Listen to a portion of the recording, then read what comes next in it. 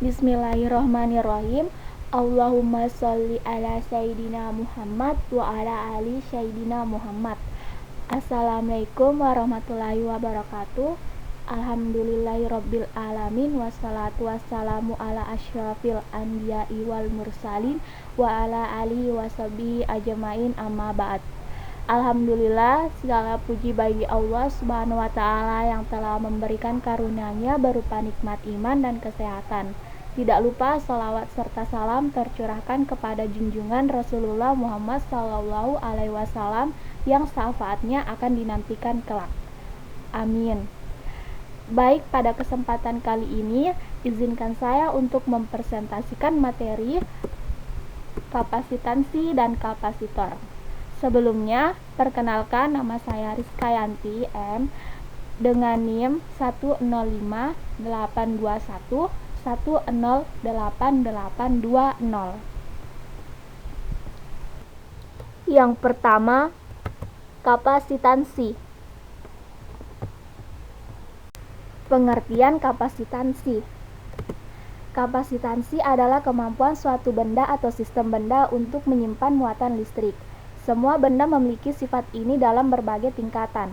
Contoh akrab kapasitansi adalah kemampuan awan badai untuk menyimpan listrik dan kemudian melepaskannya dalam petir.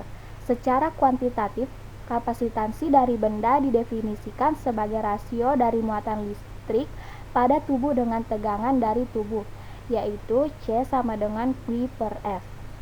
Selanjutnya, kapasitansi suatu sistem tergantung pada ukuran, bentuk, dan komposisi tubuh dalam sistem dan orientasi mereka terhadap satu sama lain. Misalnya, pelat kapasitor sistem paralel yang terdiri dari dua pelat datar identik, logam paralel yang dipisahkan oleh isolator memiliki kapasitansi yang diberikan oleh rumus C sama dengan E dikali A per D, di mana E adalah konstanta yang tergantung pada isolator, A adalah daerah salah satu piring, dan D adalah jarak antara pelat. Kapasitansi diukur dalam farad. Sebuah kapasitor pelat sejajar memiliki kapasitansi sebesar 1 farad jika muatan 1 kolom pada setiap lempeng yang dibutuhkan untuk menghasilkan tegangan 1 volt antara pelat. Satuan farad terlalu besar untuk tujuan praktis. Oleh karena itu, kapasitansi umumnya diukur dalam 1/juta farad atau mikrofarad. Fungsi kapasitansi. Kapasitansi atau kapasitas kapasitor adalah kemampuan komponen kapasitor untuk melakukan penyimpanan muatan listrik. Suatu kapasitas atau kapasitansi pada kapasitor diartikan sebagai perbandingan tetap antara muatan Q yang biasanya disimpan dalam kapasitor dengan beda potensial antara kedua konduktornya. Kapasitansi adalah kemampuan kapasitor untuk menampung muatan elektron. Yang kedua, kapasitor. Pengertian kapasitor.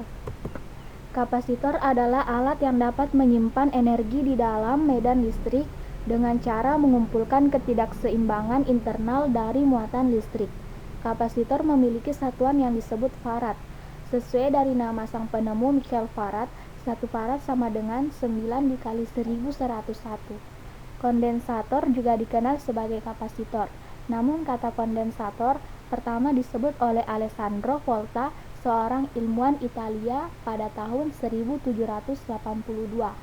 Berkenaan dengan kemampuan alat untuk menyimpan suatu muatan listrik yang tinggi dibanding komponen lainnya. Struktur sebuah kapasitor terbuat dari 2 buah pelat metal yang dipisahkan oleh suatu bahan dielektrik. Bahan-bahan dielektrik yang umum dikenal misalnya udara vakum, keramik, gelas, dan lain-lain.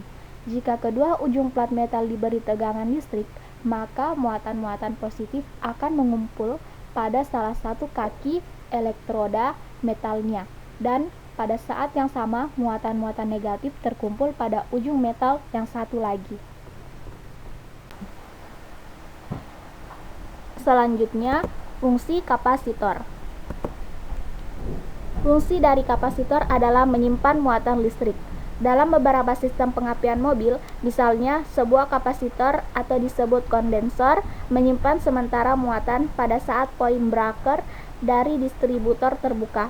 Jika tidak ada kondensor, muatan akan melonjak jauh dan merusak poin. Selain itu, kapasitor juga berfungsi yang pertama sebagai kopling di antara satu rangkaian tertentu dengan rangkaian lainnya di power supply. Yang kedua sebagai penyaring atau filter di dalam rangkaian power supply.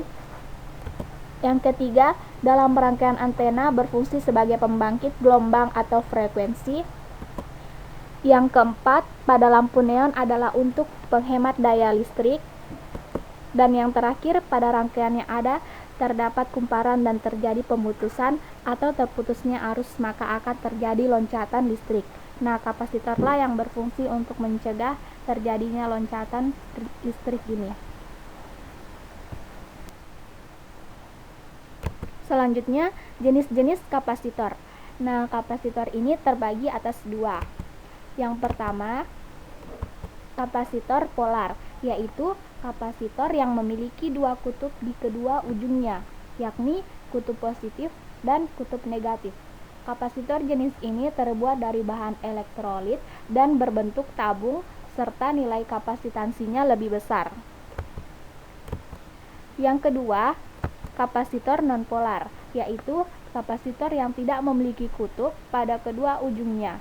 Biasanya terbuat dari bahan keramik dan berbentuk seperti kancing. Nilai kapasitansinya lebih kecil dari kapasitor polar.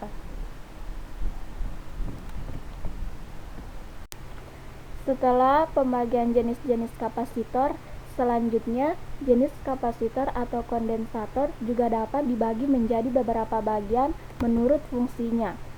Yang pertama, kondensator tetap, yaitu kondensator yang nilainya konstan dan tidak berubah. Kondensator tetap terbagi tiga macam. Yang pertama, kondensator keramik.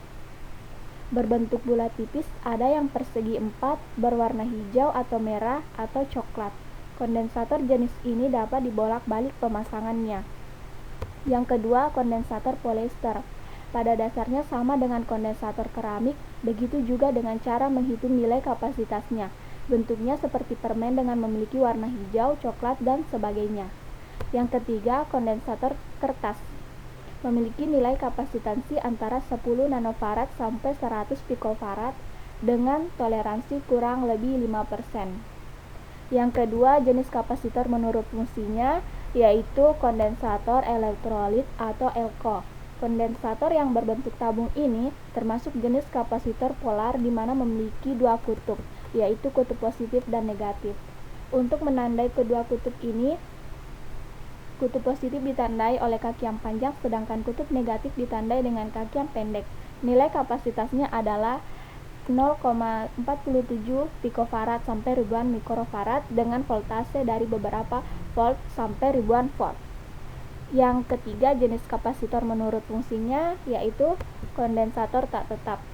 Kapasitor atau kondensator tidak tetap ini disebut juga dengan variabel kapasitor, adalah kapasitor yang kapasitasnya bisa berubah-ubah. Kondensator ini mempunyai poros yang dapat diputar dengan menggunakan obeng untuk mengubah nilai kapasitasnya. Contoh dari kapasitor tidak tetap ini adalah yang pertama Farco atau variabel kondensator, yaitu kondensator yang terdiri dari rotor dan stator dan dapat diubah kapasitasnya dengan memutar knobnya untuk mengatur posisi rotor terhadap stator. Yang kedua, kondensator trimmer, yaitu jenis dari kapasitor yang tidak tetap atau variabel, artinya nilai kapasitasnya dapat diubah dengan cara diputar seperti pada Farco. Demikian akhir presentasi yang saya sampaikan, semoga bermanfaat. Terima kasih, kurang dan lebihnya mohon dimaafkan. Wassalamualaikum warahmatullahi wabarakatuh.